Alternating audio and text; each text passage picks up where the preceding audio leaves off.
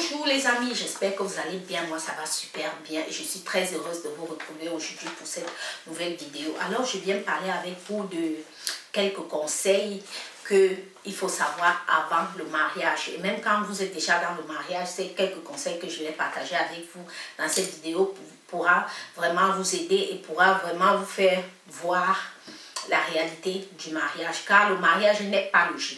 Le mariage c'est comme un ring de boxe.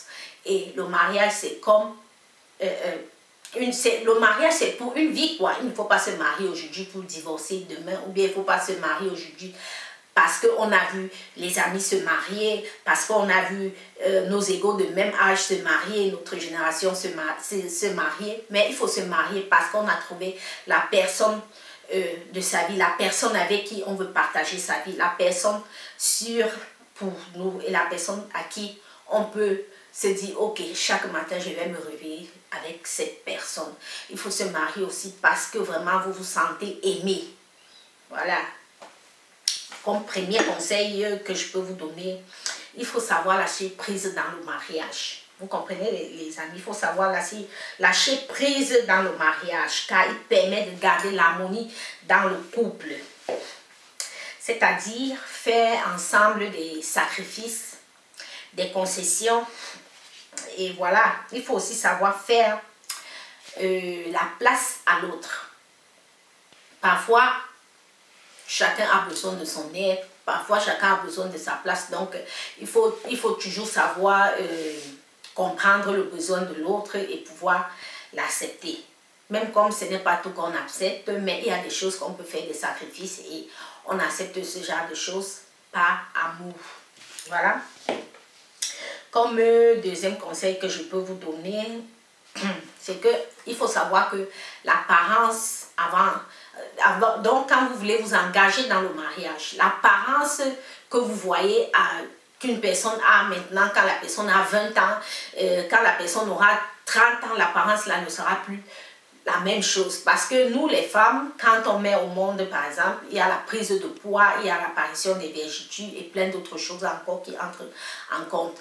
Même chose chez l'homme, il y a aussi la prise de poids et plein d'autres choses. Donc, il faut savoir que la personne que vous avez rencontrée il y a de cela 10 ans ne sera plus la même personne dans 20 ans, dans 5 ans. Il faut savoir ça. Donc, déjà, il ne faut pas vous baser sur l'apparence avant de choisir l'homme de votre vie ou la femme de votre vie parce que tout ça, ça change.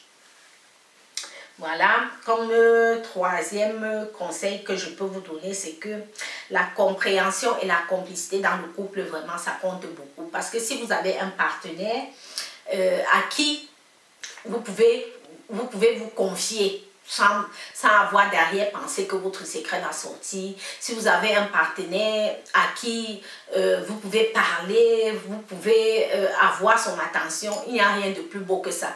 Parce que quand il y a la paix dans le couple, quand il y a l'harmonie dans le couple, tout se passe bien. Et quand il y a déjà l'harmonie dans le couple, c'est de l'harmonie que va naître la complicité, la compréhension, le pardon, le dialogue. Donc, les filles, avant de choisir votre partenaire, il faut vous assurer aussi qu'il a ces traits de caractère-là, qu'il soit compréhensif, qu'il peut pardonner et qu'il a aussi la crainte de Dieu. Voilà. Comme quatrième astuce que je peux vous... comme quatrième conseil que je peux vous donner, c'est que il faut lâcher prise. Il faut donner la place à l'autre, la place qu'il mérite. Même si votre époux n'a pas l'argent, même si votre époux est pauvre, même si votre époux a un travail qui n'est pas bien comme le vôtre, qui ne rapporte pas beaucoup à la maison, mais il faut lui donner sa place d'homme. Même s'il est petit, même s'il est pauvre, il faut lui donner sa place d'homme. Il faut respecter cette place-là. Si vous respectez cette place, cet homme-là va se battre toujours à donner le meilleur de soi pour que votre couple soit heureux et pour que vous soyez dans la paix. Voilà, comme cinquième conseil que je peux vous donner, c'est que en tant que femme, il est important d'entrer dans l'univers de l'autre, de votre conjoint. Il est important d'entrer dans son univers. Aimer par exemple les choses qu'il aime. Moi par exemple, quand j'ai connu mon mari, on avait vraiment des goûts nutritionnels très différents. Moi, il y a des plats que j'aime et lui, il a aussi ses plats qu'il aime.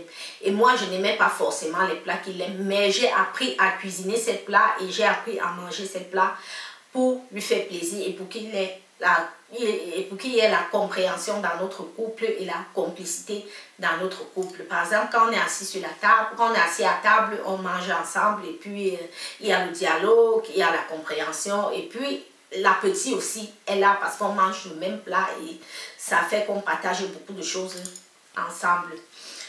Voilà, comme cinquième astuce que je peux vous donner, c'est comment faire pour être aussi heureux, même si vous êtes marié déjà pendant plusieurs années. Voilà, il faut placer Dieu au devant de tout. Ça, c'est vraiment très important. Il faut placer Dieu au devant de tout. Et pour être heureux, vraiment, c'est une décision qui vient de vous-même. Il ne faut pas se dire que c'est une autre personne qui va vous rendre heureux. Parce que pour être heureux, c'est toi-même qui dois choisir d'être heureuse. Et à ce niveau-là, quand tu choisis déjà d'être heureuse toi-même, tu prends cette décision d'être heureuse. Voilà, et ce sentiment vraiment va naître en vous et vous serez vraiment heureuse, épanouie dans votre relation, épanouie dans votre couple. Voilà, et une fois que cette décision est prise et que vous êtes vraiment déjà heureux, il sera plus facile pour vous d'être aimé, d'aimer et de vous sentir aimé. Et voilà, l'amour, la compréhension, la paix, le dialogue et tout ce qui fait le bonheur du mariage, vous allez ressentir ça et vous allez être vraiment en harmonie dans votre foyer. Et comme dernier conseil que je peux vous donner, c'est que la décision d'être heureuse ne dépend que de vous-même. Et ton bonheur ne dépend que de toi-même. Et ça dépend de ce que tu appelles bonheur. Parce que moi, par exemple, ce que j'appelle bonheur, c'est quand je me lève le matin, je dis merci au Seigneur pour la journée qu'il m'a permis, qui m'a donné, pour le souffle de vie qu'il renouvelle en moi. Je dis merci au Seigneur pour ça.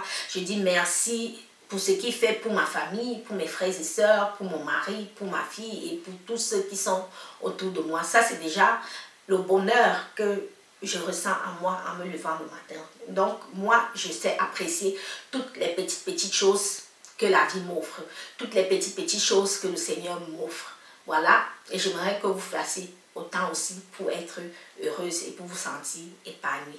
C'était tout pour cette vidéo. Je vous fais des gros bisous et je vous dis à la prochaine pour d'autres vidéos, conseils et astuces. Surtout, restez scotchés à ma page et abonnez-vous pour plus de vidéos et pour plus d'astuces et surtout pour me soutenir. Si vous avez aimé cette vidéo, n'oubliez pas de me mettre les pouces en l'air et de me dire si vous faites et de m'écrire si vous faites déjà, si vous pratiquez ces conseils et si ça va et si ça vous aide. Si ce n'est pas encore le cas, il faut mettre en pratique mes conseils et vous allez voir que vous serez plus heureuse et plus épanouie dans votre mariage.